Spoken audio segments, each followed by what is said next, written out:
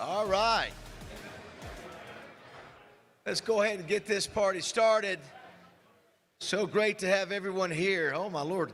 Rex, I don't think I've ever worn pink before. Shocker. I like it. I sort of like the pink. I like the pink. Hey, great to have everybody here today. We are blessed, as I say every week, to be here, to get to hear an amazing personality today in Holly Rowe, one of the most accomplished broadcasters, sports broadcasters in the history of the game. I mean, she is one of the best. So funny, you guys know I try to do my homework on all of our speakers when I do our Q&A, and so I've watched hours of interviews with Holly and read them and all that, and so I think, Holly, one of the interviews, they said if there was one word to describe you, what would it be? Do you remember what you said? She said fun. She said fun. Let me tell you, when she gets up here, you're going to see why she said that. She is a blast, such a classy act, and the fact that she drove after all day covering the LSU Texas A&M game. The game didn't get over until 10 o'clock at night. Didn't go to bed till midnight. Her flight was supposed to be at 5:45, so she was going to get up at 3 o'clock. They postponed it because of weather. She goes, okay, I'll just stay in Baton Rouge all day instead of staying in Little Rock all day. She waits and waits. She goes, you know what? Maybe I should just go ahead and start driving. So she rents a car, drives 6 hours up here. Glad she did because her flight was postponed again. How about that? That was her effort to get here today.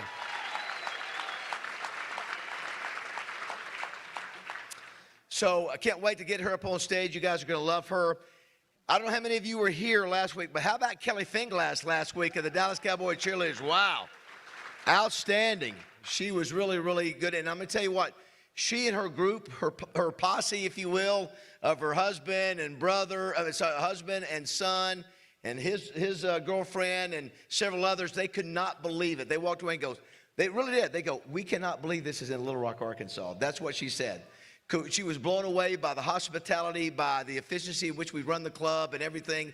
So that's a tribute to all of you and all of our sponsors, that somebody who's at the highest level, the Dallas Cowboy cheerleaders. Also, Jimmy Johnson said the same thing. He said, David, man, you guys know how to run the show down there. Very impressive. So compliment to all of you guys for doing what you do and being here and giving the energy for our guests each week. Next week, we have Greg Sankey. So, you know, what we do, Holly, since we started the club 21 years ago, we have the SEC commissioners about every 5 years. So we'll have him next week. We'll be back at the DoubleTree.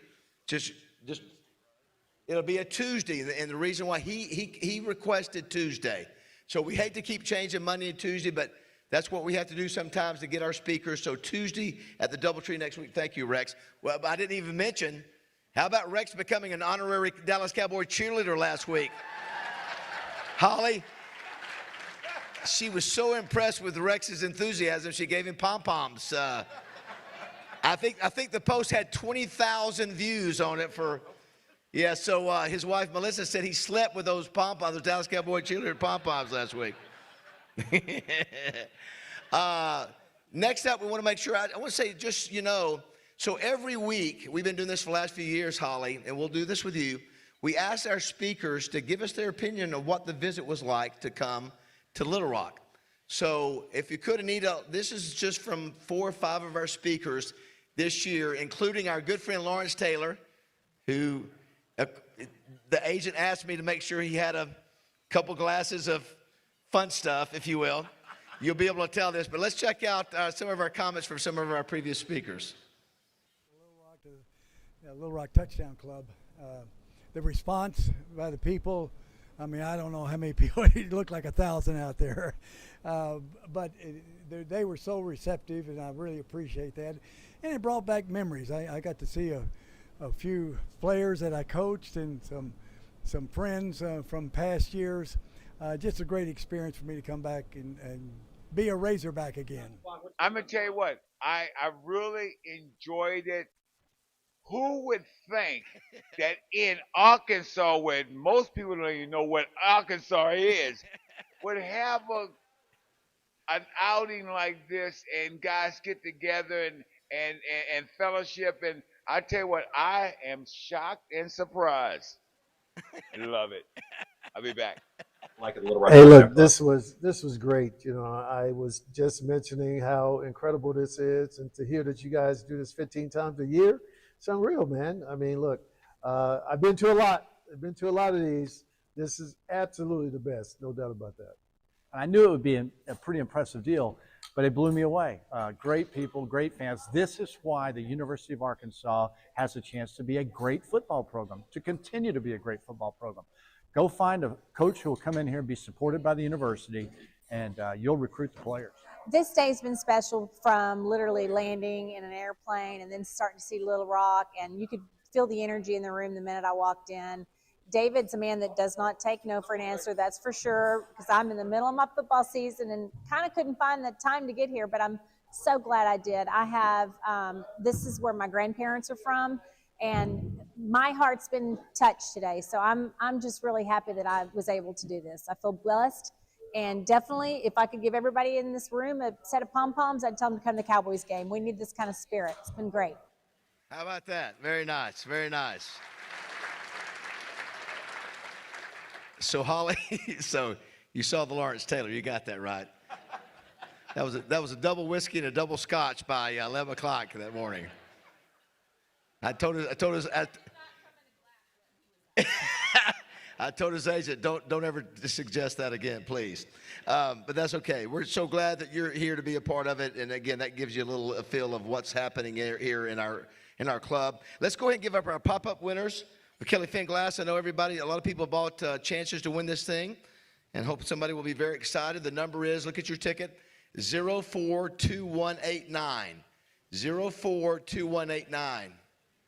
Oh, look at there, young lady. Very nice, very nice. Congratulations. We'll get it after the meeting. Very nice. Do want to thank Rockstar Passes for doing our pop-ups each week. That's really fun, and love it when a young lady is here to take advantage of that. Very nice. I also want to thank Steve Qualls. You saw the cool shirts we're wearing. We're wearing this really in honor of Holly, even though this is Breast Cancer Awareness Month, but she's been in a long, much chronicled battle against cancer, skin cancer, but doesn't matter. It is a battle against cancer. So all of our volunteers and so many of us are wearing pink shirts in honor of her. But thanks to Steve Qualls from Design Labs, you can go online to the Touchdown Club and you can get these kind of shirts, sweatshirts, hats, you name it. Steve is here today, and Steve, we've really got some cool designs that you need to check out and order those. We'd love to have you wearing those. All right, at this time, I want to bring up our the unofficial pastor of our Touchdown Club. He's the pastor of Pinnacle Church of Christ. Please give it up for Chuck Monin, everybody.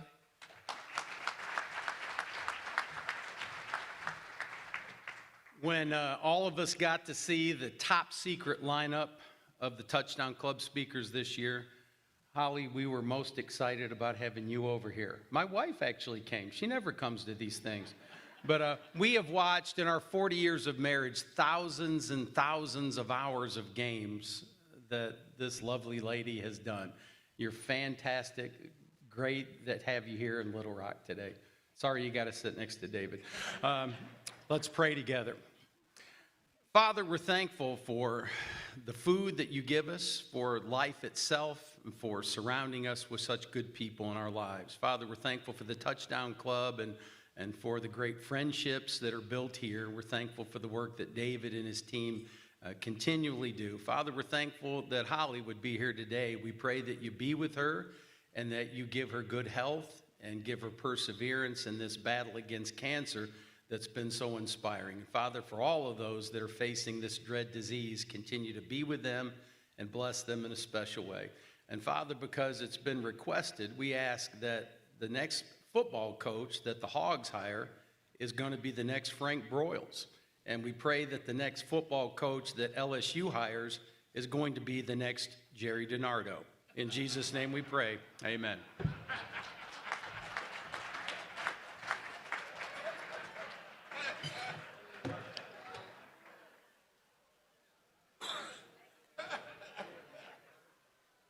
He's one of a kind. He's one of a kind.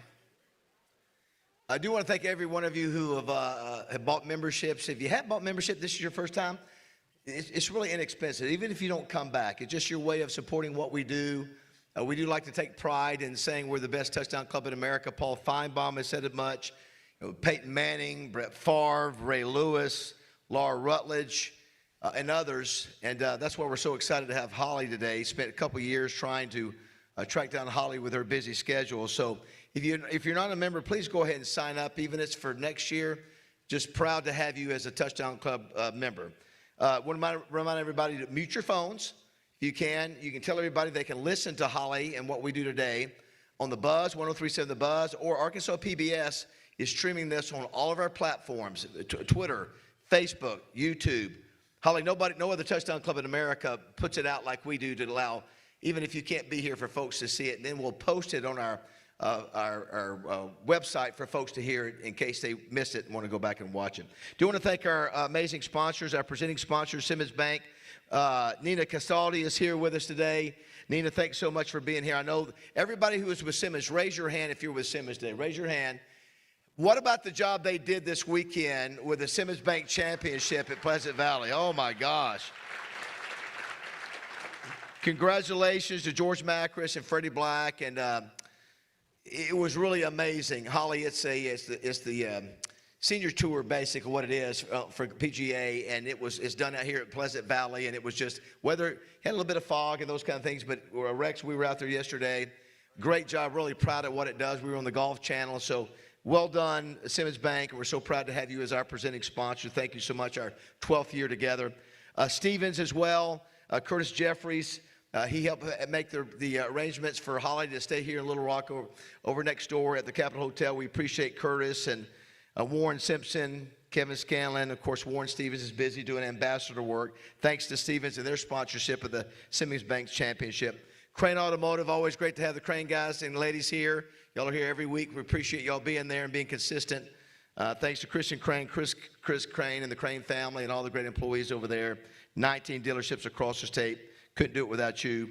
Wright, Lindsay, and Jennings, been around 125 years, and so glad to have Judah Henry and all the amazing attorneys over at Wright, Lindsay, and Jennings. If you want to get an athlete in for this NIL stuff, call them. They can help you and guide you through if you want to try to do that. They're outstanding. Of course, they're the sponsor of the Cliff Harris Award over here to my left. Do you want to thank Oaklawn Sports? Somehow last week I missed Oaklawn Sports. I don't know how I did that last week.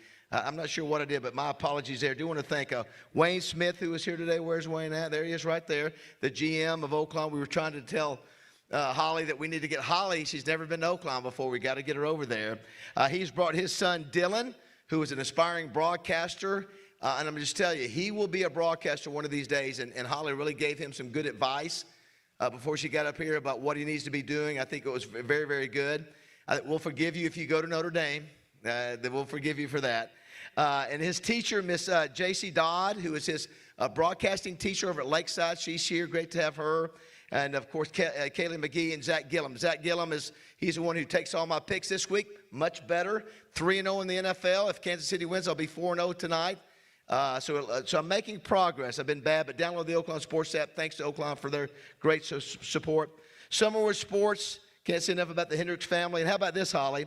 So David Hendricks Jr., his father-in-law, has never been to a touchdown club. His name is Dale Schimmel. But once he heard Holly Rowe was coming, we've been doing this for 21 years. He said, I'm going to make my first touchdown club appearance. So wherever you are, Dale, where is Dale at? So, Dale, thanks for being here. Appreciate you. She's a real deal. It will be worth your time today. I'm glad you came. And thanks to the Summerwood Sports family of the Hendricks. We appreciate them. Also, Double B, Steve Lytle, and Ed Light.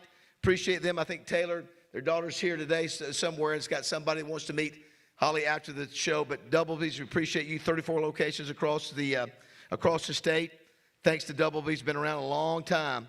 Also, Sissy's Log Cabin, 54 years. And I think, Carlos, come on up. Carlos has a special little presentation that he wants to give to Holly. I would do it, but I don't know what this is called. So why don't you come up and do this real quick? Well, I hope I know what's in this.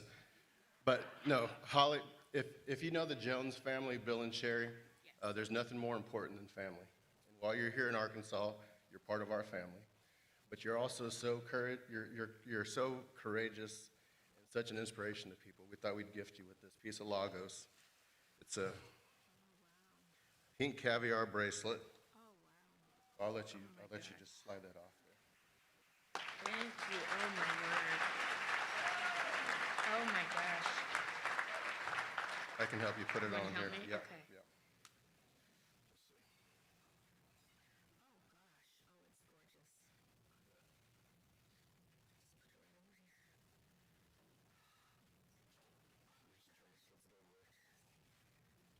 And it's got the pink.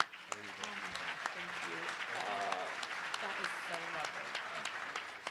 Awesome. Thank you. Awesome.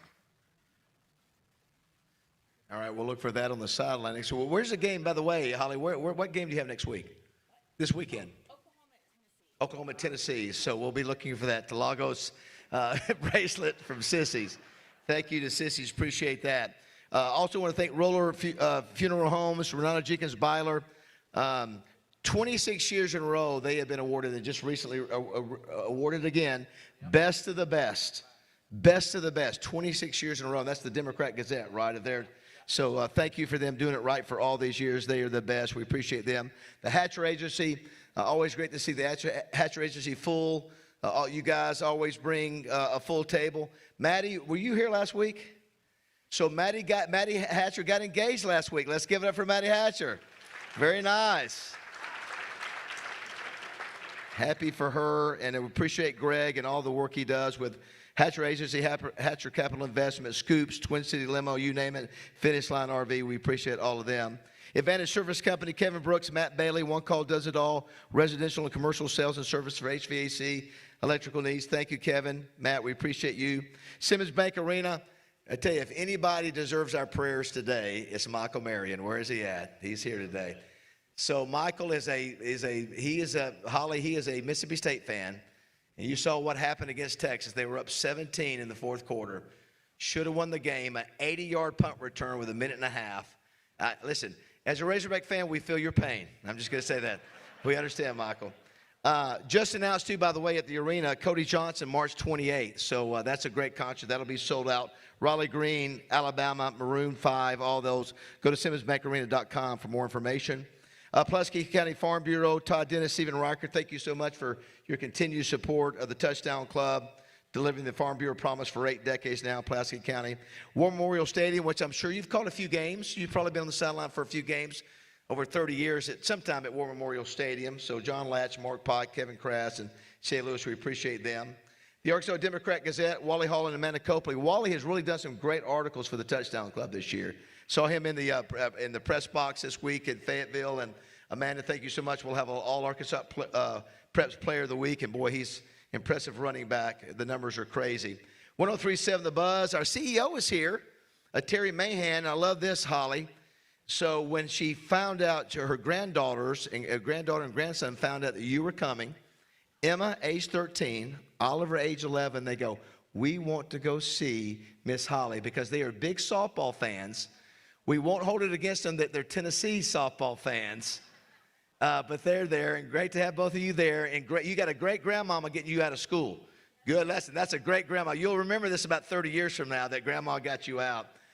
Great to have my buddy Roger Scott, who is the most talented guy in the business in the country, and Josh Neighbors, who also helped produce some of your shows at Sirius.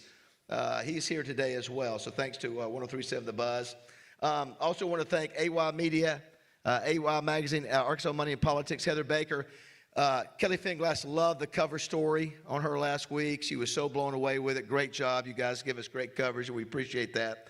Arkansas PBS, we're the only state in America, Holly, that our Touchdown Club has a relationship with their PBS affiliate. And Anita, Brian was up here, getting things set up yesterday. They go the extra mile. Kevin, Tanisha, thanks so much for doing a great job with us. We couldn't do it without you guys, Arkansas PBS. And JF Media and Marketing. We're now, in addition to Twitter, Facebook, Instagram, we're also in TikTok. I know, don't worry about the Chinese. It's okay. It's okay. So apparently whatever Kelly Finglass did last week, it was big. And Holly said, I'm game. I'll do a TikTok. I don't know what it was, but you did it. So you're a kind soul. But thanks to JF Media and Marketing. Our great Doubletree Hotel, even though we're not here, we'll be back next week. We appreciate them. Sunbelt Convention Services, Tim Glasscock, Rockstar Passes, Brad Rickett, and Joey Gonzalez. And our new sponsors, Midtown Plumbing, You know, they're based in Benton. Haley and Jim Coleman. Kyle Jackson was at the Justin Moore big fundraiser that raised $200,000 for the Boys and Girls Club. And thank you guys for doing the extra, going the extra mile, doing more. You got the water to Justin's sign and pulling. God bless you guys for doing that. Midtown Plumbing is great. And also, too, Arkansas Surgical Hospital is another new sponsor. They got a 30-second spot they want you to see. Anita, if you could hit that real quick. Let's take a look at that.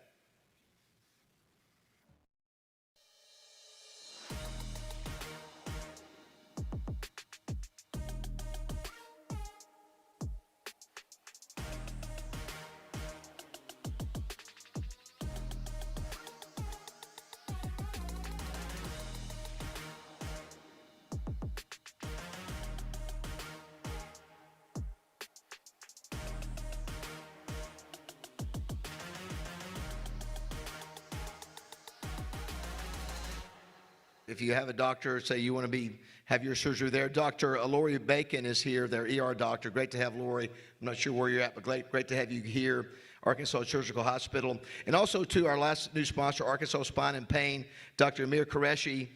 We appreciate him. Great doctor, 6 different cities, Benton, Jacksonville, Conway, Little Rock, Searcy, and Whitehall. We appreciate them, Arkansas Spine and Pain Center of Excellence. A round of applause for all of our great sponsors. We got the best sponsors in America. We can't do it without them. Dwayne Duncan, who was down taking pictures before the meeting, he'll be taking pictures after. Kelly Finglass could not believe that we got through all those pictures as fast as we did. And I haven't said it yet, but Holly has something very special going on after this meeting somewhere in Arkansas. You'll hear about it later. It's going to be really cool. It's a really cool connection. But one of the important things is that we get everybody's pictures so Holly can move on and do that. So I can't do it without Dwayne. We appreciate him and his hard work. He's the best. Chris Kane, RJ Hawk, Steve Sullivan at KTV, Steve Qualls, Design Labs, and Davis Ford, who helps with our setup every week. And, of course, led by Debbie Wyman. And we have probably 20 volunteers, Holly, that we can, no other touchdown club in America has 20 volunteers that show up at 8 o'clock on a Monday or Tuesday and set up and check everybody in. They don't get paid anything. Let's give a big round of applause to all of our volunteers. They're the best. They're the best. Nobody better. All right, this time, R.J. Hawk, who celebrated his 40th birthday in Vegas. He's struggling a little bit today, just got back last night. He's not moving near as fast, but he's got our All-Arkansas Preps Player of the Week. State Representative R.J. Hawk, everybody. Boy, I get called out 2 weeks in a row by Basil. Thanks. No, hey, you know what? We've got a great player this week. And, you know, every week we talk about where they come from or their accomplishments. Well, our player this week comes from Fort Smith Northside to be exact, and his name is Warren Bijou. Now, this is pretty impressive because 2 weeks ago against Rogers Heritage, he ran for 382 yards and 5 touchdowns in a 41-40 loss. We got to get you a defense, man. But in that game, he set a school record, and he also set a 7A conference rushing record in that game against Rogers Heritage. So I said, well, what'd you do the next week? I mean, if you did that, he goes, man, I was down a little bit. He goes, I got pulled from the game. I said, what for? He said, bad shoulder, went down. I said, well, what'd you do? We'll talk about it anyways. He goes, well, in one half, he goes, I ran for 142 yards and a half before I left the game. So really in 6 quarters, he's run for 524 yards in 6 quarters and set 2 records, a school record and a conference record. His mom's here with him. They drove all the way from Fort Smith. Your All-Arkansas Preps Player of the Week is Warren Bijou from Fort Smith Northside.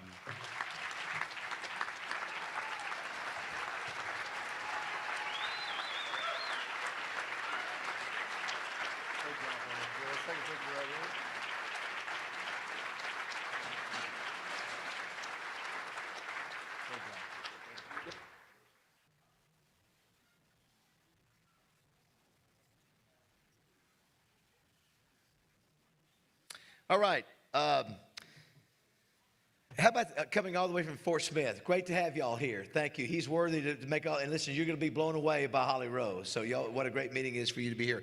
By the way, if you weren't here last week, I told in front of Kelly Finglass, Holly, I said that when we were announced, we made the announcement that Kelly Finglass was coming to speak, RJ said, well, great, we'll sell about 100 or 200 tickets. Sold a lot more than that. And so I mentioned that at the podium last week, and I've never said RJ turned as red as he did. I love RJ too. All right, the new Dallas Cowboy cheerleader who has our recap for the weekend, Rex Nelson, everybody. Give it up for Rex.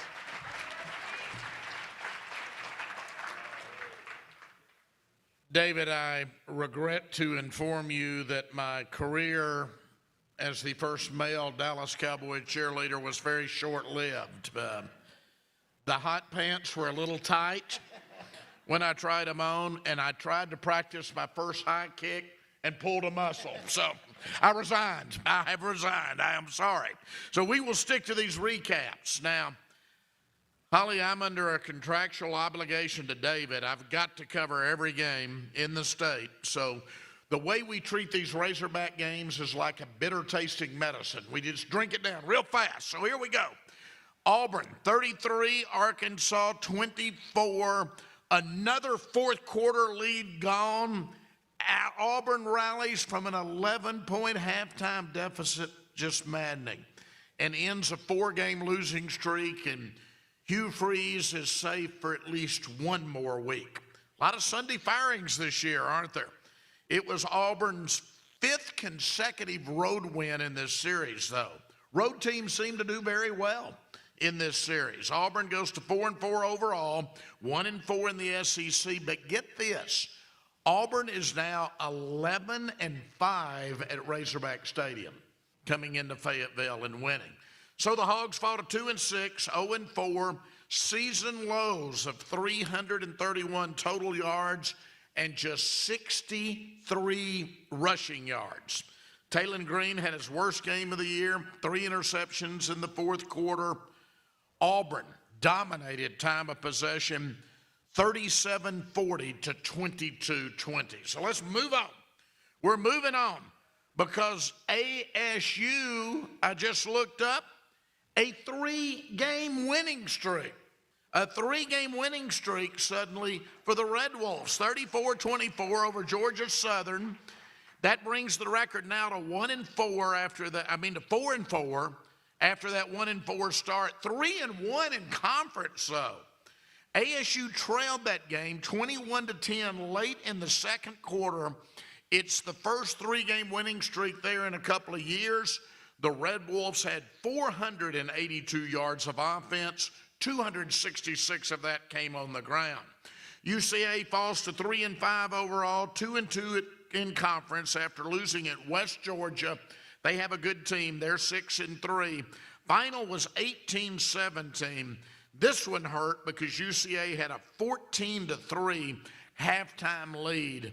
But get this number. West Georgia outgained the Bears 159-22 in the fourth quarter.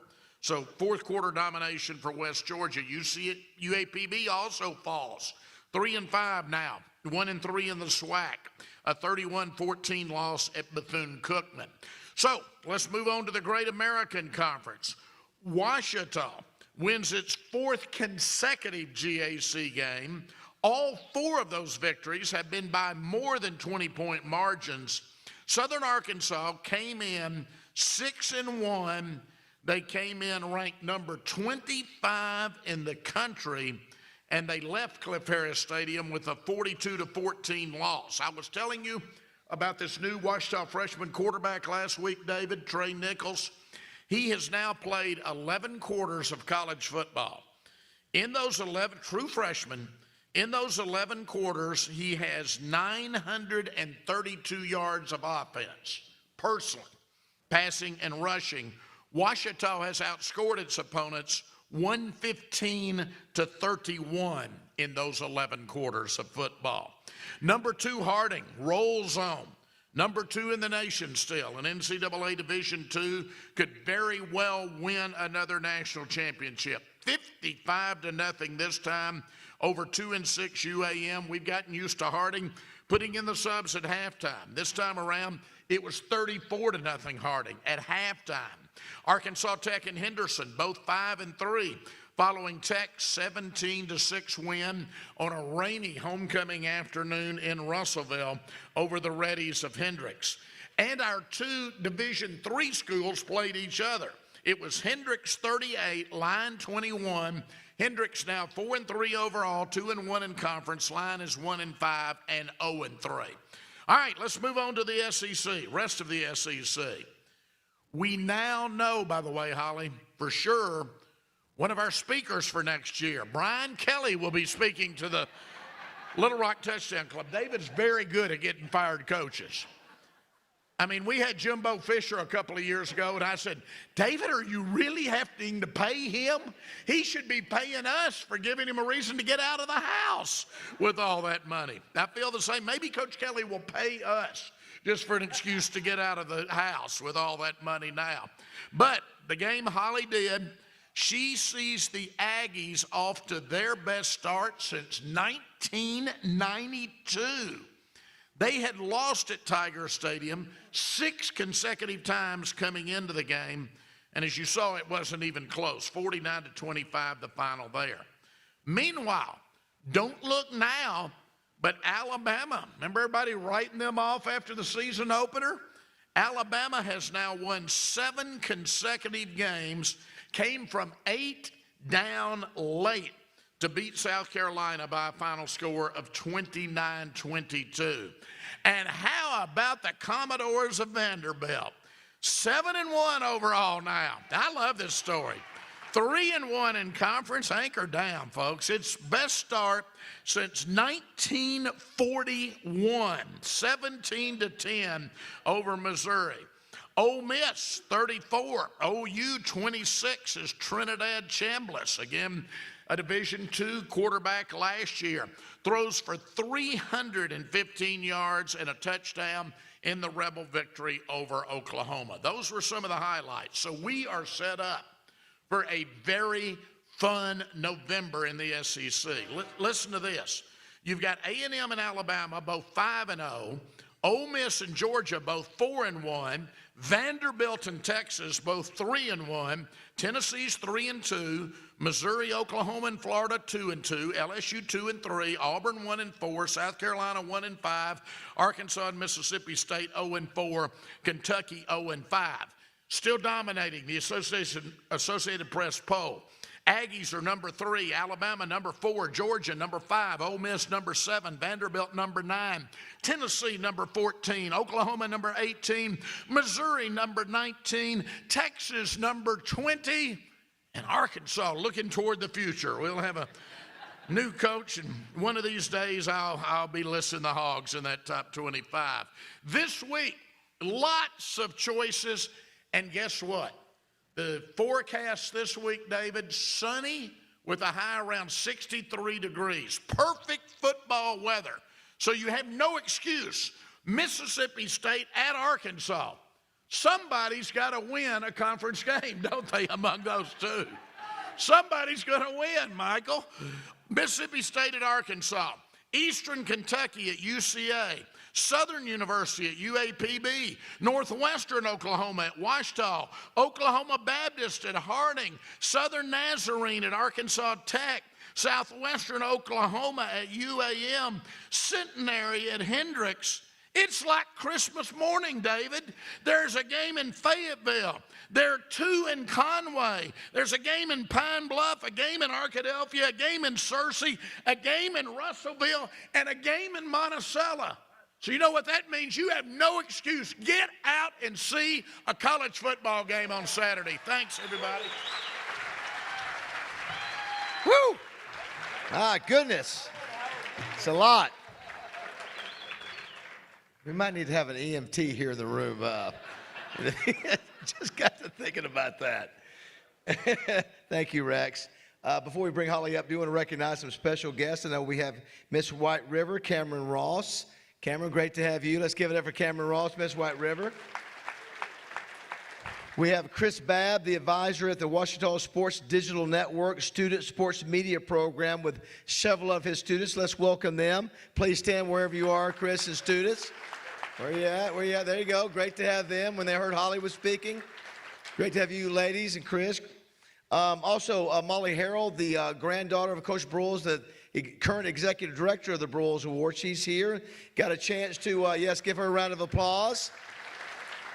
So she asked Holly today if Holly would be a future voter for the Broyles Award, and Holly said yes. Of course, how about that? Very nice. So Holly actually was covering games back when Coach Broyles was the AD. Small connection here. So I started the award 30 years ago, and I was in Atlanta probably about 15, 20 years ago, and your good friend Maria Taylor was there.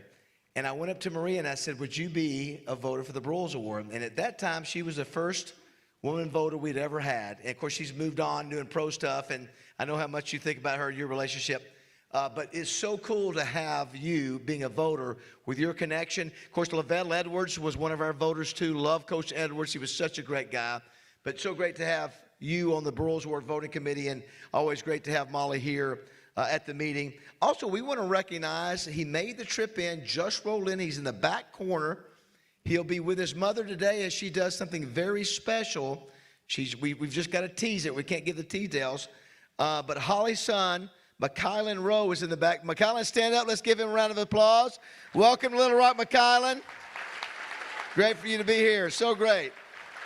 Listen, what a great relationship you have with your son. You know, when you were battling cancer, y'all were together. I tell you, I got to be careful. I get emotional. I start getting emotional everything I say. Last week I couldn't even get through the deal, but I love the fact that he's here to be a part of what you're doing special today. So, Colin, great to have you here. All right, let's take a look at this great intro by our man Steve Sullivan over at KTV, and we'll bring our guest of honor up today.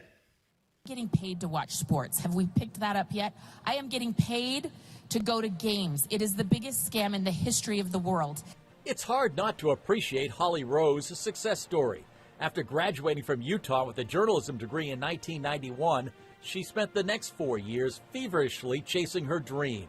In 1995, she landed a spot with ESPN. And 3 years later, she was a full-time sideline reporter. That marked the start of a remarkable run at ESPN. Holly has done it all. ABC Saturday Night Football, NCAA Women's Final Four and College World Series. She's done play-by-play announcing for women's college basketball, softball, volleyball, and gymnastics, as well as covering soccer, swimming, track and field, and Little League baseball and softball for ESPN. In 2021, Rowe made Utah Jazz history as the team's first female color commentator.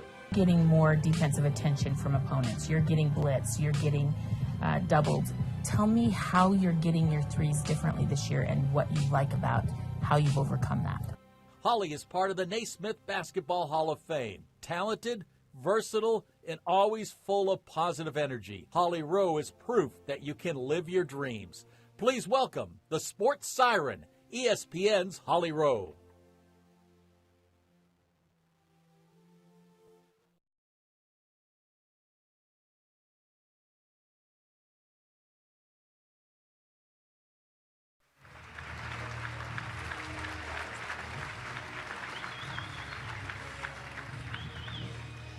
All right, so great to have you back in Central Arkansas on the bus this morning. We talked about you being here for the, I think the tournament, the women's tournament, NCAA tournament was being held over at the Jack Stevens Arena. Yes, we did that a few years ago. Gosh, it's probably almost 10 years ago now. Elena Deladon was one of the most famous players in the country at that time, and she played there in that tournament. That's right. So we spent about a week here, and it was a blast. You also spoke to the Tip-Off Club, Rex, over there in North Little Rock. That was 10 or 13 years ago. Yeah. And so great to have you back. And so I've been, 2 years I've been trying to track you down. You were busy. I sometimes with Roger, we talk about how busy we are, but you stay on the go. I don't want to say your age because they say that's appropriate. I'll just say you and I are around the same age. I'm a little bit older than you, but you continue to grind. And one of the reasons you continue to grind because you love sports. You love your job. Sully mentioned you get paid, but even on days off, you love to watch sports and be involved with sports. I do. I just grew up being obsessed with sports. I went to my first college football game when I was 5 years old, BYU, and I was lucky to grow up in an era where BYU football had the cream of the crop offensively. Jim McMahon, Steve Young, Gifford Nielsen, all these great quarterbacks. And so I was lucky, but now when I have a day off, this is a sickness, and I really am trying to work on this, but I'll have a day off at home and I'll be like, what game could I go to? So like, that's what I do with my spare time, is go to games when I'm not working. So I think going back, we have to go back, and one of the things I enjoy about doing this, I get to research and find out about family. And so your dad, Dale Rowe, he was a unique guy. And I think, Anita, if we've got a picture, number 2, that's a young version of your dad, a little bit older. And so it was amazing what he did. You had 4 sisters, right, and one brother. But your dad you grew up in a Mormon family in Bountiful, Utah. But your dad was amazing at what he did. He grew up on a sheep farm, and I mean, the things that he did in school were amazing. But talk about the leadership and the impression that your dad had on you. Okay, I love that you've done this research. No one has ever asked. Everyone thinks my dad is a former Penn State football player named Dave Rowe. And I have met Dave. He is this big, giant man, and he doesn't have any daughters, but he said he would claim me. He's proud of me. But my dad was 5'3". He was this little, tiny man, and he grew up on a farm, a sheep farm in Manti, Utah. And he was, I think, the world's most interesting man, which is why I am probably a very curious person. So my dad was a jockey. He lettered in 9 different things in high school.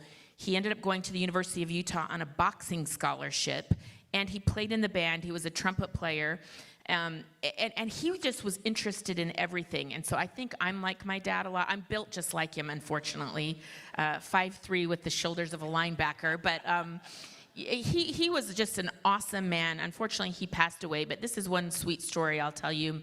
When I was young, I went to football games with my dad, and I really am in football because of my father. And we had a chance. We went to the BYU football game. It was this Holiday Bowl. They played Penn State and just got their ass kicked. And then we were going to go up to Disneyland, but we ran into some fans that were going to the Rose Bowl and had some extra tickets. So my dad and I slept out on the parade route in our car. The rest of the family was back in the hotel at Disneyland, but I chose to go to college football with my dad. And then we walked over to the Rose Bowl game. And I don't know, that it was Washington played Michigan in that Rose Bowl game. And then about 15 years later, I got to work the Rose Bowl, and I took my dad. And it was probably the greatest college football game ever played, Texas, USC. And I was on the Texas sideline with Vince Young, and it was Keith Jackson's last game. And I got to take my dad and my son to the Rose Bowl all those many years later. So that was a really cool full circle moment. Very, very nice. You know, I heard one of the interviews that I was listening to that you mentioned that your dad, when you were very young, he would meet with you. I guess he met with all the girls and have a progress journal. Yes. And so that's amazing. At a young age, your dad would sit down and go through goals and things. Is that right? Did I hear that progress journal? Every Sunday night we did a personal progress report. And, you know, at the time I was like, this is psycho. And even looking back now, I'm like, that was psycho. But I really believe it has helped make me the person I am. I still write out my goals. I have an old-fashioned day planner. I write out all my goals. I will check them off very proudly. And I think that came from my parents, is I got held accountable every Sunday night, 6 p.m. at my house. I had to go through what I was doing in my life with my dad and stay on track. And I think that was really important. I don't think I've done a good job. McKylan, have I? I don't think we've done a good job with that. But he is a very driven young. Yeah, no, I was not as good of a mother as my father was. But, you know, finding a way to be motivated is hard. But my dad helped me be motivated.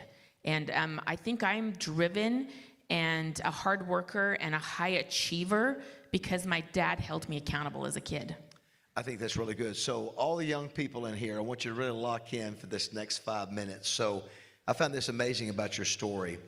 So you decide to go to school, first of all, at BYU. Mm-hmm. You end up transferring to Utah. And you knew what you wanted to do early in life. Not everybody has that. I love this. If we'll go to photo number 3, in 5th grade, you were asked what you want to do for a living. And you recognize Shelly Thomas there? Shelly, So this was my hero. I wanted to grow up and be like her. So in the 5th grade, your teacher said, what do you want to do? And the careers were nothing that had to do with TV. And you go, I want to be like Shelley Thomas. Yes. And so from there, so you knew pretty much what you wanted to do. So you go to BYU, transfer to Utah. You weren't the best student. No. But that's okay. Nothing the matter with that. You started working your way through, and I love, you started taking courses in sports to enhance who you were. You knew what you wanted to do, but talk about the process of you creating your path of what you wanted. So when I got to the University of Utah, they didn't really have a sports media program. You guys are so lucky now that you have these sports broadcasting classes. And so I just cobbled together kind of a minor for myself where I took coaching football, coaching basketball, sports law, sports psychology, sports ethics. And I just kind of made up my own minor that was broadcast journalism. And then I took all these sports classes. And I wasn't a great student because I was so poor. And like when I tell you, I really struggled to get through college. My parents, looking back, we were probably solid middle class. My dad was an attorney. And he worked for himself his whole career. So when we had clients, we had money. When we didn't have clients, we went a long time without money. So I had to like donate plasma. I mean, I was poor. Clean buildings? I hope so. But I would have generic flaked mashed potatoes with ketchup. That's what I lived on in college because it was like 99 cents a box. But so I struggled. I would go to college for 6 months and I would have to take off 6 months and work a job to earn enough money to pay my tuition. So I sometimes look at student athletes and I'm like, you guys are so lucky you have scholarships.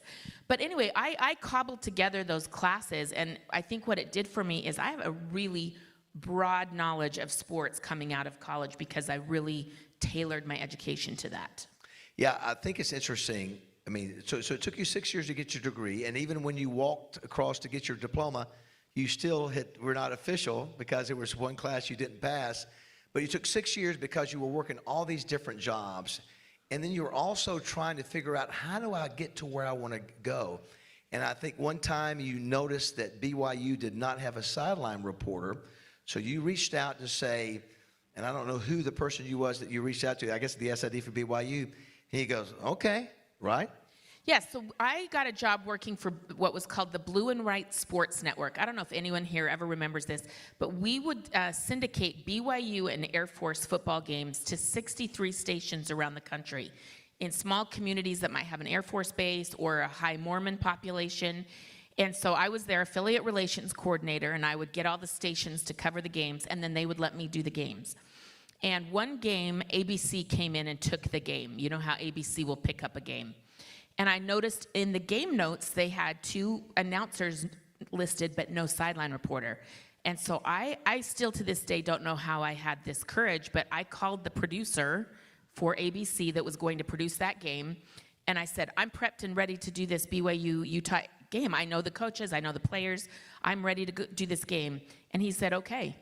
And what I figured out was ABC had a pecking order. Like Keith Jackson was A, Dan Fouts, all down the line, and this was like a D-level game. Well, I started to figure out the system that other D-level games did not have a sideline reporter. So the next week, I called that same producer back, and he said, what game do you guys have this week? And he said, San Diego State at San Jose State. This is my favorite story. So listen to this, what you did here. This is so cool. This is my favorite story. Yeah, so I said, oh, San Diego State with Marshall Faulk at San Jose? That's so crazy. I'm going to be in San Jose. What a strange coincidence. And he's like, well, do you want to work the game? And I said, yes. And then I had to figure out a way to get to San Jose because, of course, I was not going to be in San Jose. So I did that for a couple of weeks, and what I didn't realize is those games were on a satellite system back to New York City. And so the producers in New York City saw my work, and the next college football season hired me full-time. How about that? And now she is a Hall of Fame broadcaster. So I love, all the different speeches you've given. By the way, I'm going to encourage everybody, every young person in here, Watch her 2025, I guess it was this spring, commencement speech at the University of Utah. It is the best commencement speech I've ever heard. You get some great advice. But I love the fact that I think the term you gave in a couple of your interviews, reckless courage. Yeah. Reckless courage. Because you don't, I think a lot of us are scared, like, well, I don't know if my hair's right, or I don't know if my resume is perfect. And I think we spend a lot of time wondering about the things that we aren't, instead of focusing on the things that we are. And what I am is, you said it, I'm fun. I think I can do a fun broadcast. I think we put out fun stories on the air. You should have fun when you're watching our shows. I think I'm fair. I think I'm balanced. And I think I really know football and really know sports because I've spent my life in it. So I am proud of that. But there's a lot of things I'm not.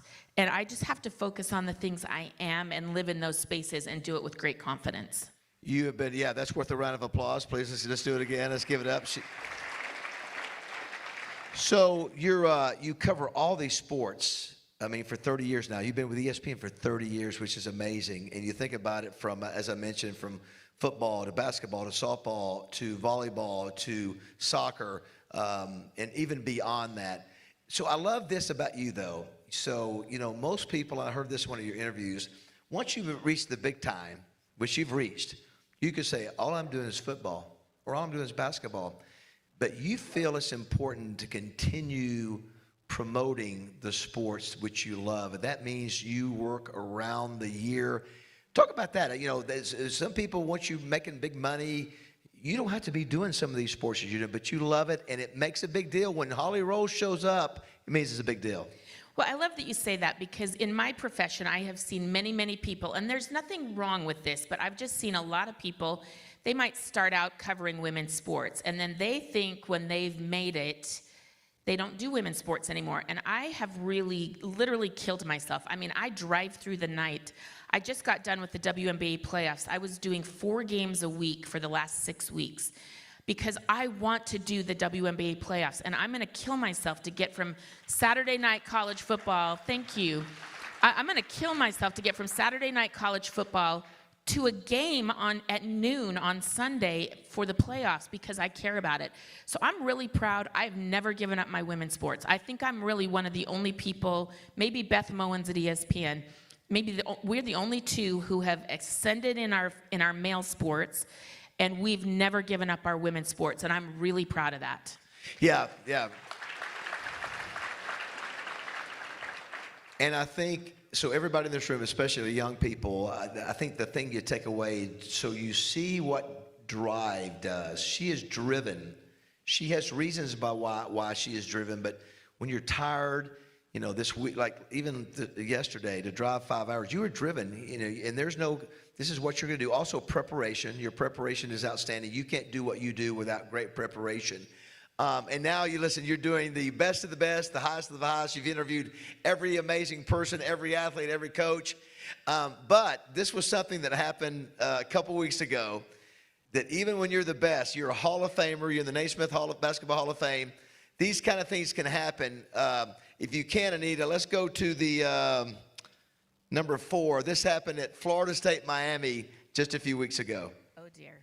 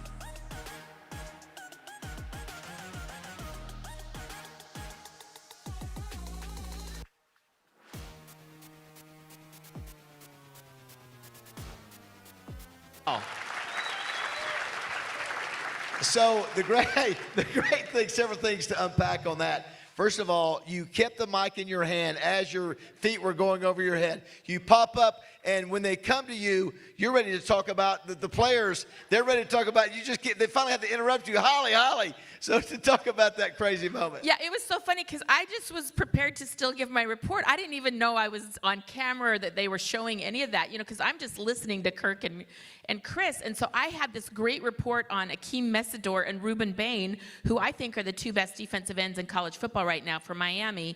They are crushing people. And I was all excited to do this report on them. And then I realized, oh, they're talking about me right now. So you never want to be the story. But I was proud. I didn't drop the mic. I popped right back up. But I gave Michael Irvin a lot of shit for that because I was like, bro, like you got it. But after I see the replay, he got wiped out before me. So I forgive him. I forgive him. So, too, over your career, you've interviewed during the game. You actually have several things. You have a pregame. You have a halftime, you have a postgame, and you have an in-game. I mean, it's crazy what part of the agreements it is with coaches. I wanted to ask your opinion about all those access points and if the coaches love it. And then also the fact that you look at some of the coaches that you've interviewed. Anita, number 5 and number 6. I mean, you've interviewed this guy so often. Nick Saban, who was so supportive of you and his wife through your cancer battles. You have Gino Auriemma. Number 7, right? I mean, these are the greatest coaches. And then the next one, Caitlin Clark, maybe the greatest female basketball player of all time. What's it like to be in the battle when they're in there fighting and you have to make sure and get in there and deliver what you need to do? It's a really interesting dynamic, and you guys have seen it over the years. You've seen good sideline interviews where it goes really well, and then sometimes it doesn't. And, there's definitely been coaches that I was nervous, at halftime. They get so frustrated or so in their zone, and it can go very wrong. But showing Coach Saban is interesting. I loved interviewing Coach Saban, and here's why. He would actually tell me real stuff. I would really prepare very hard so that I didn't ask dumb questions. I mean, we've all asked dumb questions. I am no exception. I've got my share of dumb questions where you're like, oh, that did not come out right. But Coach Saban, if I asked the right questions, I would just get these unbelievable stories. And one of my favorites was LSU went in there a couple of years ago, and LSU was terrible. It was Ed Orgeron's last year before he got fired. And the opening drive of the game, they throw a long bomb, and LSU comes down and scores to take a 7-0 lead to start the game. So at halftime going off, I talked to Coach Saban, like, what went wrong on that play? And he's like, well, blah, blah, blah. And he kind of gives me an answer about what went wrong on the play. And he's like, well, we've made some changes. And I said, well, what changes? I asked her just a short, really good follow-up question, what changes? And he's like, well, we had to fire a guy. And sure enough, they changed the corner. That corner did not play there again. So that's good information, right? But I had to follow up and press him a little bit on it, and I thought that was a good example. My other favorite one, I'll just tell you briefly, was at that national championship game. Mac Brown, they're down, they're losing to USC at halftime. Mac Brown's walking off the field, and he says something, I ask a question, he says something about, blah, blah, blah. I mean, we just stunk. And my follow-up question, and to this day, it is still my favorite follow-up question ever, I just simply said, what stunk? I wanted to get more information about what was going wrong. And in retrospect, I'm like, I don't even know if that was the proper tense. What stank, what stinked, stunk, stinks. I was like, that might have been improper grammar I just said in my biggest game of my life. But I wanted him to describe more what stunk. And then he went on to give a good answer so then we could pay attention to those things in the second half. So when they turned around for Texas and they ended up winning the national championship game, that was good information, right? So my whole goal is to get good information for the viewer at home so you feel like you're in on the secret. You feel like you're in on the coverage of, oh, well, I'm going to watch that corner now because who'd they replace that kid with and how's he doing? I want you guys to have those inside secrets while you're watching the game. So, yeah, very nice. Well said. So in my research, too, I mean, you've interviewed everybody. I mean, from Michael Jordan to LeBron, I mean, all the coaches. And I think in my research, you said the one person that to you was the most important to you because of what she represented, because you said she was the first woman that you had seen on TV that dressed a certain way and acted a certain way, but the great Pat Summitt. Just talk about why you felt that she was so impactful for you. So I've tried to really unpack this psychology, but as I look back on it, so I'm going to tell you this part first. I had a really hot boyfriend, and he was Mr. Switzerland bodybuilder. We dated for 4 years, and when I say smoking hot, and the reason we broke up was we were at the ESPYs, and Pat Summitt had just gotten this award, the Arthur Ashe Courage Award, because she'd just been diagnosed with early onset Alzheimer's. And I'm in the audience, and I'm just bawling at the ESPYs, and he asked me, "What's wrong with you? She's just a coach." And so we broke up. So I just need you to understand, I gave up Mr. Switzerland because of Pat Summitt. This is a true story. And so I've tried to figure out, why does she mean so much to me? And it's because she was the first woman I saw on TV being fierce and competitive and feminine. So, I grew up, I just wanted to be a boy so bad when I was growing up because boys got to play football. You've seen, I have 100 bad haircut photos because I just wanted to be a boy and play football. Well, boys didn't play football in my era, or girls didn't play football. I wish I had been more strong and tried to play football, because we see young women doing that now, and I'm really grateful for that. But Pat was the first woman that was really a role model to a lot of us, because she was excellent, she was feminine, she was stomping around in high heels, her hair was perfect, her makeup was perfect, but she was competitive. And I was such a psychotically competitive person, and I still am. Like, I have probably raced some of you at the airport. I'm sure you've seen it. Like, I am a psychotic competitive person. But she made it seem like that was okay, and that girls could be competitive, and it was okay if women were competitive. And so I got to know her over the years very well. I interviewed her quite a bit. We got to be very close friends. In fact, Pat Summitt introduced me. I grew up as a Mormon, but Pat introduced me to Caymus wine and moonshine. This is a true story. I had orange moonshine in Pat Summitt's kitchen for the first time in my life, and that was interesting. Yeah, that's outstanding. I know that you the word competitive. I know that's the thing, the quality that I think you love, and that you found, and I think that's what, when you've been asked what's the trait in all these great coaches and players, is being competitive. Absolutely. I think my greatest traits as a human is I'm super curious. Like, I'm so curious about everything. Yeah. And then I am really competitive. Now McKylan, this is bad, right? Like, he's been embarrassed for me many a time. Like, Mom, calm down. Truth. Because I just am like, we got to get there. We got to go here. Like, I've had to learn about the airport. Like, I just want to get.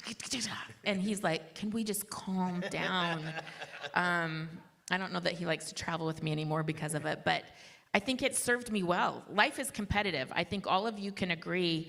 And when it really served me well was I started going through some really serious cancer treatments, and I was struggling. It ended up going to my lung, had inoperable tumors in my lung, and the doctor said to me, you need to start thinking about how you're spending your time. And that was, like, now I look back on that moment and I realize he was telling me, I don't know how much of it you have left. Stage 4 is the worst. And I don't think I even understood at that time that I was dying. But I was. And I'm very lucky. Immunotherapy has saved my life. But I would close my eyes and think, okay, what am I going to do? How am I going to spend my time? And I decided I just wanted to be with my family and go to games. And that's how I was already living my life. That's who I am. And so I think, I would be competitive. Like, I got to get to this game. And I was bald. How am I going to get to this game? I had to wear a wig. You saw Wanda, my wig. She was absolutely hideous in several of those footage. Yeah, yes. I called her Wanda. Oh, my God. She was such a wench. I hated her. This is a true story. So 11 days before the college football season in I think it was 2018, I found out that my cancer had spread again, and it was a deadly diagnosis. And I didn't tell ESPN because I knew they would not let me work. So I didn't tell anybody. I had a lung biopsy with a needle this big. You have to be awake while they put it in your chest so that you can obey breathing commands. And 11 days later, I worked a college football game, but I was bald. And so I got that wig, and I was like, I've got to go to this Texas football practice on Friday, but it's 106 degrees, and I cannot wear Wanda. And, you know, it was a closed practice, and I thought, well, nobody will see me. So I put my hat on, I was totally bald, and I went to practice just in time to meet Matthew McConaughey, the world's sexiest man. So I had a really crazy period, but my competitive spirit of like, I'm gonna get to this game. No one's gonna tell me I can't work this game. I really think it helped me. Yeah, I know it has to be fatiguing because, you know, you have to talk about it all the time because everybody asks you about your battle with cancer. And for those that don't know, it was, as you mentioned, stage 4, and the type of skin cancer that it was, the survival rate was only, 22%. And this is what I have so much respect for her. You know, I try to work hard. Yeah, we get emotional again. That coming. You worked for 4 years while going through treatment. 4 years. I think I read you had a surgery that you removed like 20 plus lymph nodes, and you had, you know, bags hanging off, and you were still going to work. That you've only missed one game, like one game in your entire career. So what a work ethic that you showed while going through that. But that goes back to the joy part. You know, the other thing I loved is that you created a joy journal. Is that you started realizing, if life is short, I'm going to start writing down all the things that I enjoy, that are joyful. And so what you found is that so many times we rush through life and we just don't enjoy the little things. And I think that's a great lesson of your joy journal. Yeah, so when I was in this dark place, and, you know, I was in chemo for 4 years, you know, getting infusions and all this stuff, and it was really hard. But I found that what made me happy kept me going, and that was often sports and getting to these games. And I started thinking, I can't control anything that's happening with my body. I keep having more and more surgeries and more spreads. And like, you're right, I went to work with tubes sewn into my body for my fluid to drain. And I remember going through TSC with this bag of fluid around my neck at TSA, and they didn't stop me. I flew many times with that, and I'm like, gosh, I didn't get checked once for this, you know, these tubes in my body. But anyway, that's crazy. But I found that I had to keep going and find fun stuff, right? So I say this often, but I really mean it, and I hope I don't cry either, because it's hard to say sometimes, but I felt like I was living better when I was dying because everything washed away. You know, all these little things that we worry about, like, oh my gosh, what outfit am I wearing? I don't know if these pants look right. What will my coworkers think? All those little things that run through our head that we're stressed about, I just didn't care anymore. The politics at work, all the things that get you down in the course of a day that you think about, you know, your worry points. I didn't care. I was just trying to get to my chemo and get to my game and be with my son. And so I started trying to do, you know, some people might call it a bucket list, but I just tried to find things every day that I could do that were fun. I mean, I started a band. You know, I did a lot of fun, crazy stuff because if I could feel joy every day when I was so sick, that helped get me through my day. So I would write down on my joy journal, today, this made me happy. Like, what my joy journal will be for today is when I walked in that door, oh, I'm gonna cry. I walked in that door today and you all stood up for me. That was beautiful.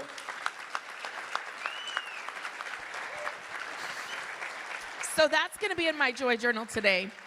But why I do that is because I think that I'm struggling to still live that way. Now that I'm getting healthier, I just had clean scans in September. My health is going well. Thank you. I just got moved into a survivorship program, which is really important for me. So I want to try to teach all of us, how can we tap into our joyful side? So I'm going to share one little thing about this. So when we leave today, can we all promise you'll keep this secret, okay? So my son and I started the Joyous Foundation of trying to help people live with joy and be a little bit more intentional about our joy. So we have awarded a scholarship to a little gal that's going through cancer. She doesn't know it yet. We are going to drive out there today. She's in Arkansas somewhere, and we're driving out to award her a $10,000 scholarship to help her. So hopefully we are going to bring some joy to her and her family, that they're really struggling with medical bills. And hopefully our $10,000 is going to go to help her get her port out so she can play college softball. And did you know, back to that point, that wasn't, all this came together that you were coming here to do that? That wasn't part of... This was not planned. So I always I just feel like the universe and God has something planned special. So, you and I have been in contact for 2 years, and finally the date worked out, and, the WNBA playoffs were over, so I could come at this time. And then we got our scholarship applications, and I have a board of people that are voting on these. It's not just me. And they voted for this young woman, and she just happens to be in Arkansas. And so we get to be here. My son and I will drive out there and present her with this in person today. Her family's coming. She doesn't know that. And we're going to surprise her. And I just feel like the universe blesses you when you are trying to help people be joyful. How cool is that? Very nice.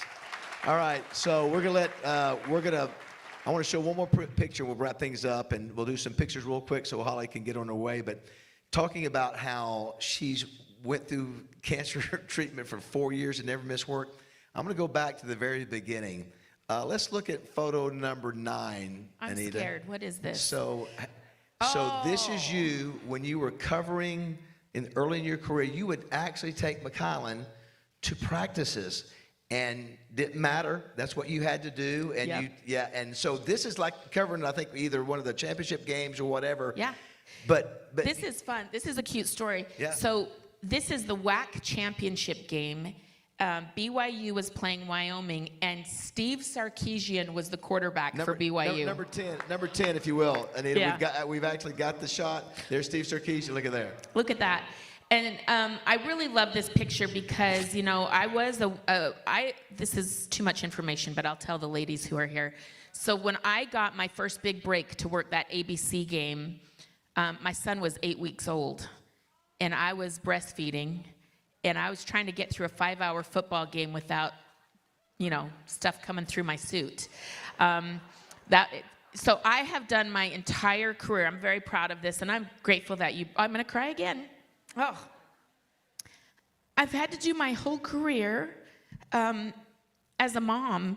For 30 years, I have been working for ESPN, ABC. I have missed one game in 30 years on a college football Saturday one time because I got COVID, and I don't think that's my fault. That was the thing.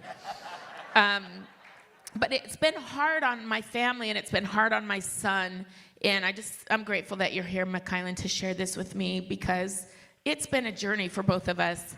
But I am proud to be a working mom who has lived her dreams.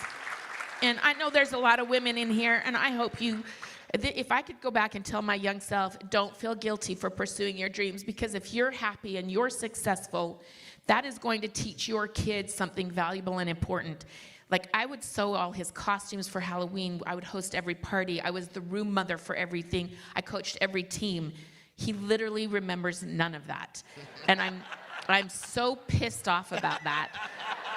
Because I'm like, I was literally the world's best mother, but then I worked every weekend. And so I just want you to not feel guilty about doing the things that you love. If your kids feel loved and secure and that you're there for them.